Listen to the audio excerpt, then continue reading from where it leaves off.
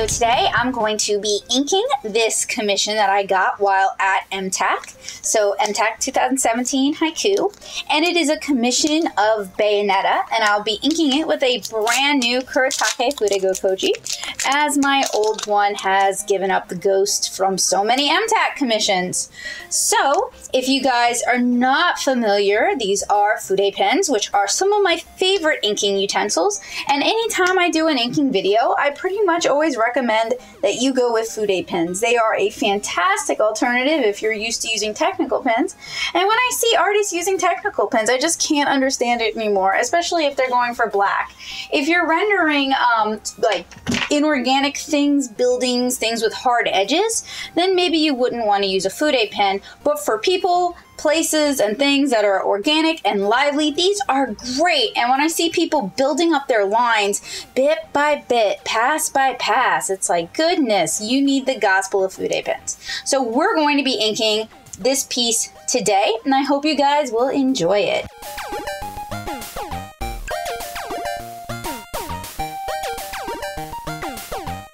A brand new fude pen is always a little bit stiff.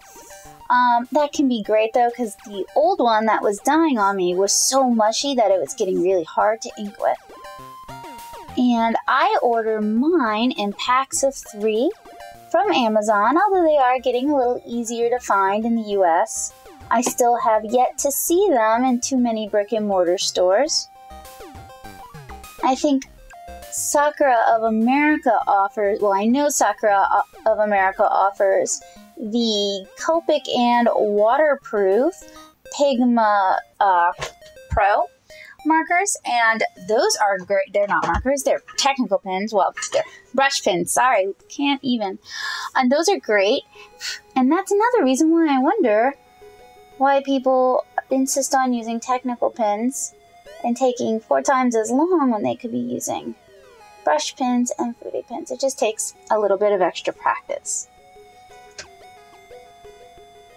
And I have reviewed literally dozens of these pens over on netosoup.blogspot.com. They even have their own hub page. I've reviewed so many of them. So if you're interested and you're not sure which one's right for you, I recommend you check that hub page out and maybe try and find one that fits your needs best. Actually running a dual camera setup right now. I am recording this hopefully as a time lapse to share on my Instagram, and I am recording this as a bit of a tutorial and chat to share on my YouTube. Always trying to get new eyes on my work and trying to grow the channel, so hopefully this will help with that. And, oh, and a cat forces his way in, making it hard to work. Thank you, kitty. Don't you know I'm doing this to feed you?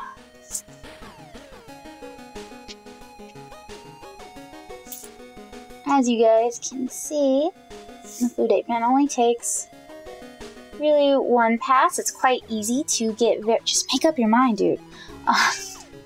To get variable line widths with just a little bit of pressure. Sorry, he is super insistent on being in my lap, and I need to try and get this done in under or around 10 minutes. Do any of you guys have cats who hold you hostage when you're recording and inking? Because as he moves, he jostles my arm, and it does actually make it much harder to do my job. Oh, I'm sorry. I'm sorry I insulted you, Bo. And you guys have seen him. I'm not gonna put him on camera because it's not what we're here to do today. But you guys have seen him in several of my vlogs. Once he settles, he's usually fine. He takes forever to settle. He wants to pace. He wants to do the loops. That's why some of you guys work digital only, is because you have needy cats who make getting it right the first pass almost impossible.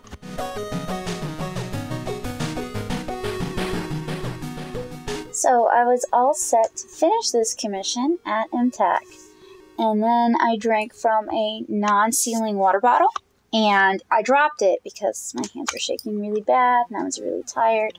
And I spilled water all over the almost finished commission, so that means I had to start all over again, which is pretty frustrating. It looks pretty good. It looked really good before, and it looks good again, but I never like having to redo things, especially for reasons as stupid as hand tremors and exhaustion. How dare I be a human? Well, you know, with the rates us artists get, unfortunately, we can't be human, we have to be robots. But I was really excited for this commission because even though I haven't personally played the games, I have watched people play the games and they look like a lot of fun. Unfortunately, video games are one of those things I kind of had to give up. My eyesight's just gotten progressively worse, so, you know, it was only a matter of time before they had to go anyway. But it always kind of gets on my nerves when I encounter somebody who plays video games instead of working on their art, and they're like, oh, you don't play any video games? Well, I do, but, you know, I'd like to be able to pay my bills with what I do, so it's kind of more important than playing video games. To me, I don't know, it's like, they say it with such judgment, like, I don't know, I'm somehow a bad nerd because I can't play video games anymore.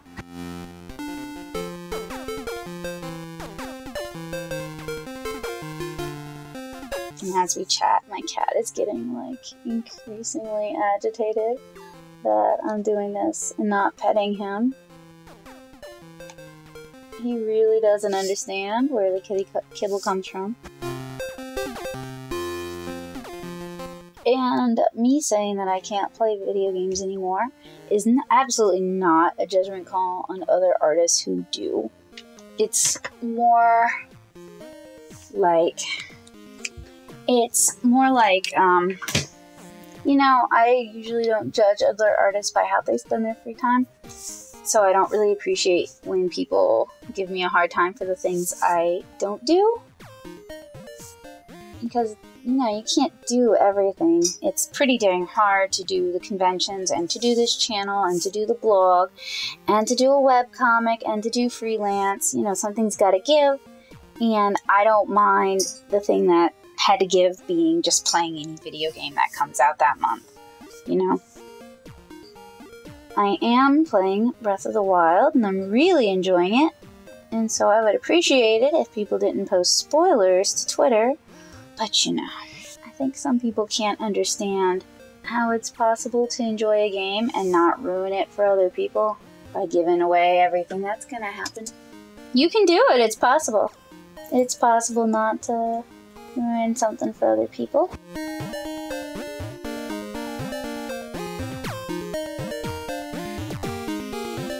And in case you're wondering, I do indeed take commissions online. I usually don't advertise them a whole lot because everybody's raising money for their sick and or dying cat, it seems like. And I don't want to take away the focus from those fundraising efforts if possible. But, you know, I do pay my bills with these as well. So if you like what you see, you can shoot me an email, and you can find my email address over on the blog. Something like this would cost you $15, and I would mail it to you after it's finished. And you always have the option of requesting that I record it.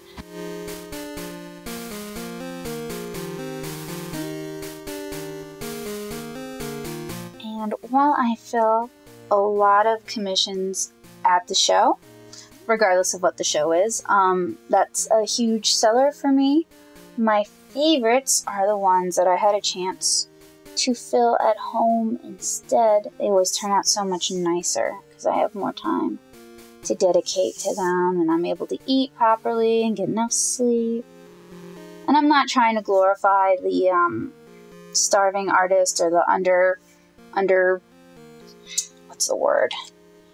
Under rested artist. I hate those stereotypes, and I wish they would go away. I am, you know, when I'm at conventions and I'm working, I often don't get to take as good a care of myself as I would like to.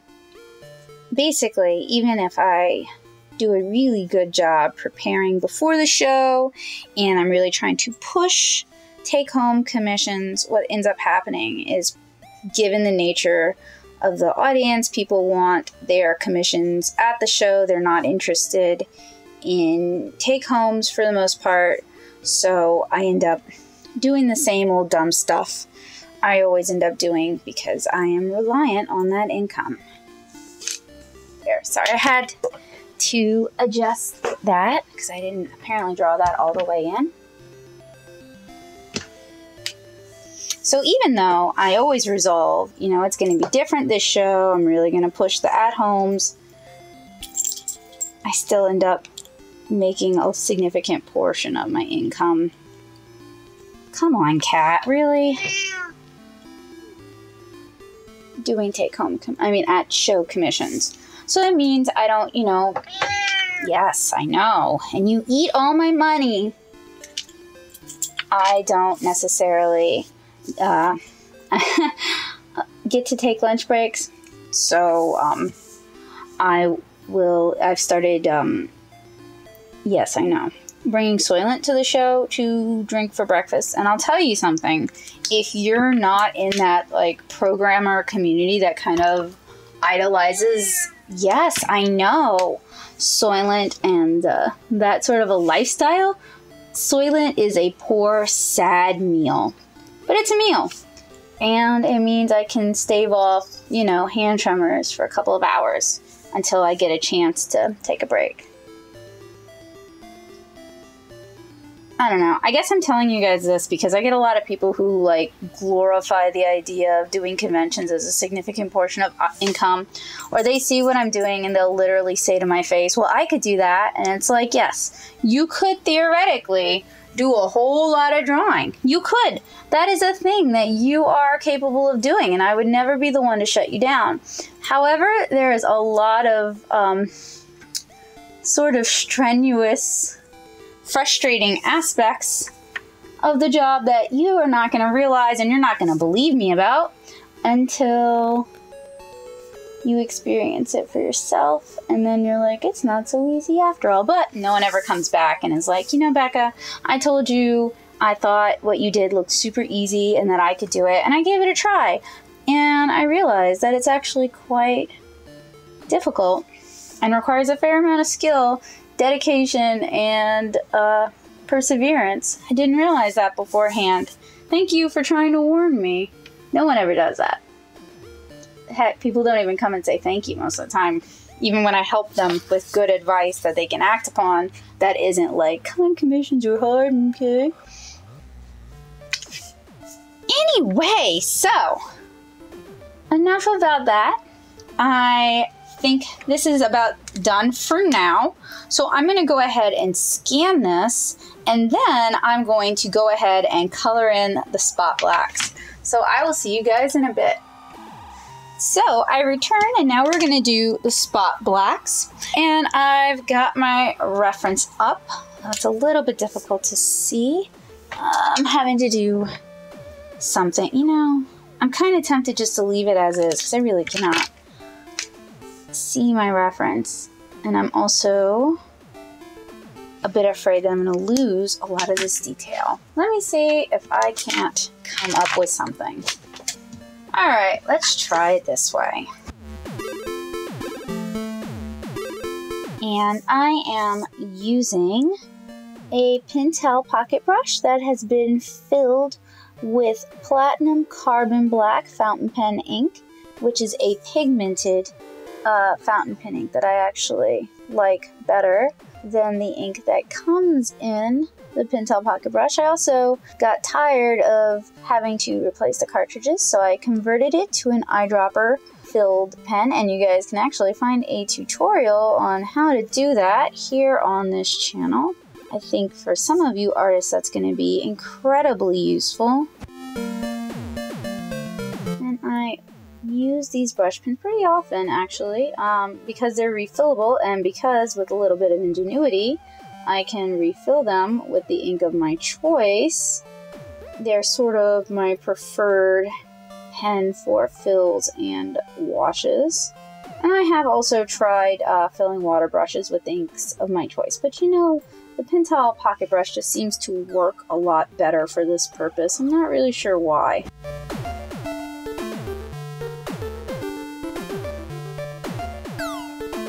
Now, when I offer these ink chibi pieces at cons, it actually can get kind of difficult because I am trying to do a good job inking, which is pretty easy when I'm, you know, here chatting with you guys on YouTube. But when I'm also doing sales and I'm having to explain products and demonstrate products and try to convince people of which option would be best for them, you know, it gets a lot harder to be able to focus on handling commissions. So I usually bring my significant other to shows to act as my assistant and to help with sales. And, you know, I regret the fact that I have to keep my head down the whole time. I feel like I'm really missing something in the show, but I am grateful for the work. And I'm grateful for the help. I enjoy selling my own products. I enjoy explaining things. I enjoy talking to people. The best case scenario I've encountered is at Cherry Blossom Festival. I didn't do at shows since it was a one-day show. I only did pre-orders and they could pick them up the next weekend at MTAC. And that was great because I got to talk to people, I got to enjoy the show, and I still got to sell commissions. So that was sort of an ideal situation, but it's also sort of an unusual one. Okay, so you see, I messed that up a little bit, but you see how I am sort of leaving a halo.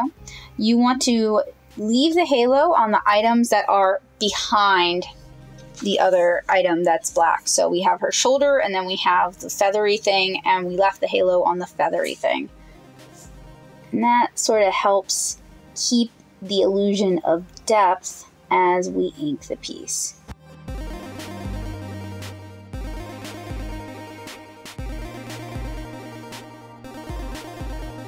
And yeah, you can go back in with your Signo white if you want and add those details back in that way.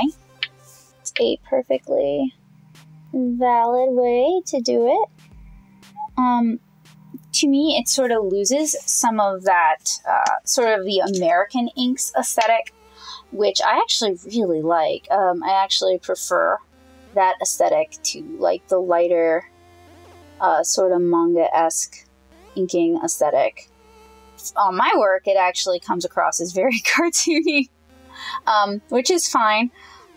It sort of helps salvage my work from being like irredeemably anime. Not that there's anything actually wrong with that, but I never wanted my art to look too anime. I never wanted it to look like I was trying to draw manga, basically. And that just wasn't really my aesthetic.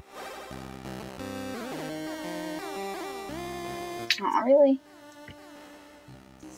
Sorry, I have my Surface Pro set up since my desktop is having a lot of trouble connecting to the internet. That was my solution.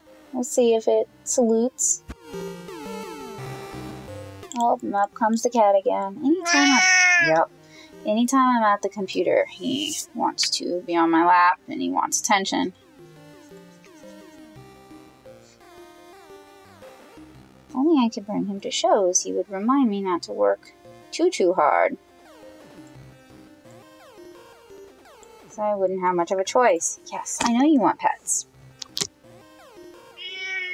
You guys can hear him? He's a whiny butt. He's annoyed that I'm not going to let him sit on my lap while I do this.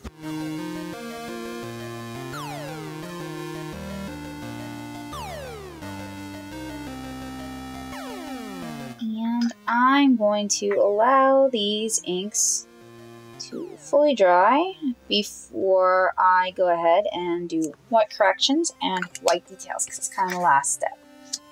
So far we have used a Kuretake Fuda Gokochi and a Pentel pocket brush, in addition to the non-photo blue that I use for the sketch.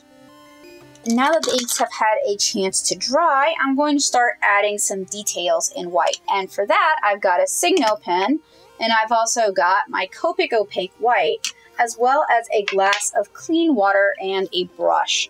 The thing about the Signo is it puts down a pretty solid line. I would say 0.8 millimeters, maybe 0.5 at the least, but you're still dealing with a pretty significant line. It also doesn't like to write on wet paper, so you're gonna need to give yourself a little bit of dry time. I actually didn't give this a whole lot, but that is okay because it seems to be working. Now, one of the other things about Signo is that if you allow it to dry, you can go over it with your black ink and correct and lighten up some of the, oof. I just looked at her butterfly and I'm like, oh, you, Commissioner. Oh, you. That's cool. Whatever. We will simplify it a bit. And you know what? I actually don't like that line right there. It worked better in the simple inks, but it's not working over there. Yes, I know what that looks like. I don't need anybody to tell me. I got it. Oh, it's just gonna get worse, isn't it? It looks so much classier on her actual outfit. I'm just not doing it justice.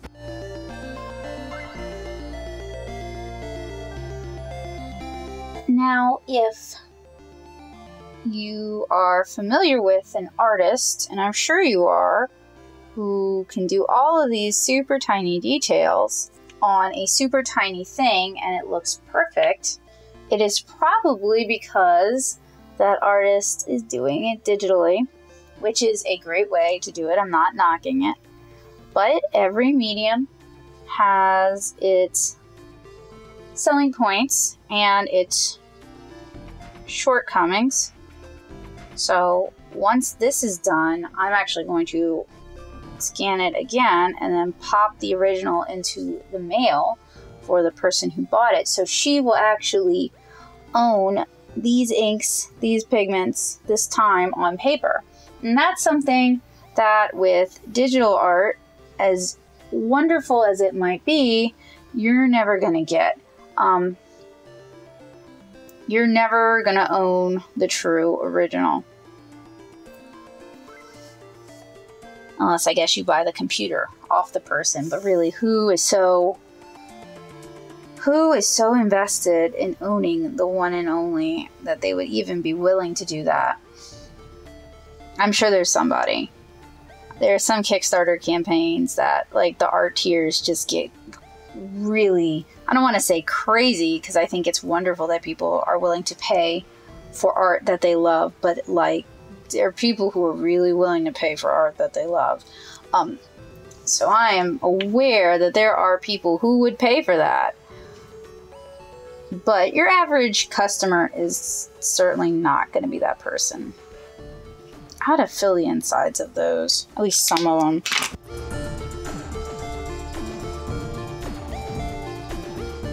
And con commissions have a charm. I know part of that charm is you got it filled at the convention. So I do apologize, Bayonetta. I should not have spilled water on you. If I was practicing better self-care at MTAC, that would not have happened. Oh, and she has all these teeny tiny intricate things that just are so hard to see on the reference. Wow, I'm just making that so much worse, aren't I?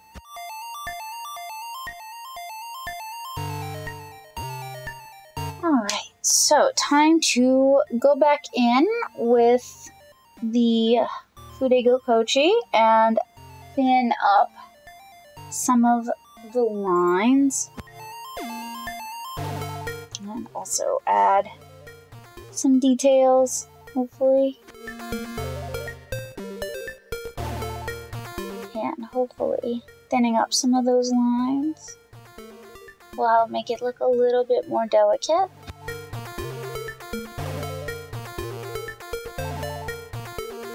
Certainly here on the chain, I'm actually going to try a trick. We'll see if that works. As with a chain, some parts of it would hit the light, some would not. I think now that I'm sort of adjusting some of the details, it's starting to look a little bit better.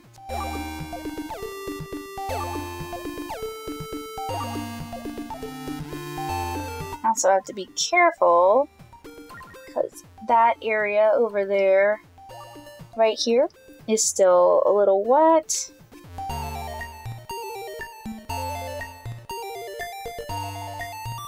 We're trying to make it look a little bit more like it's catching the light.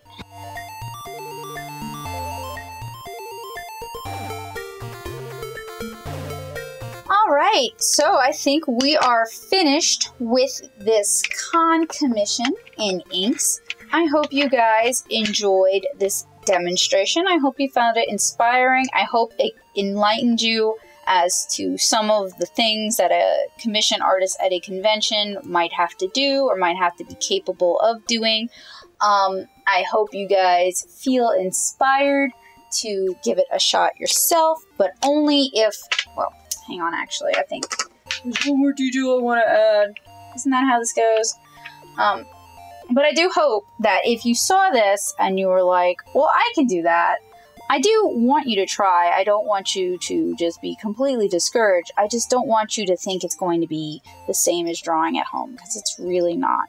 But if you can find a way to convince your customers that they should be a little more patient and wait for you to mail it in, then that's sort of like the best of both worlds, because you get to do a better job on their commission and you get to not stress out about it.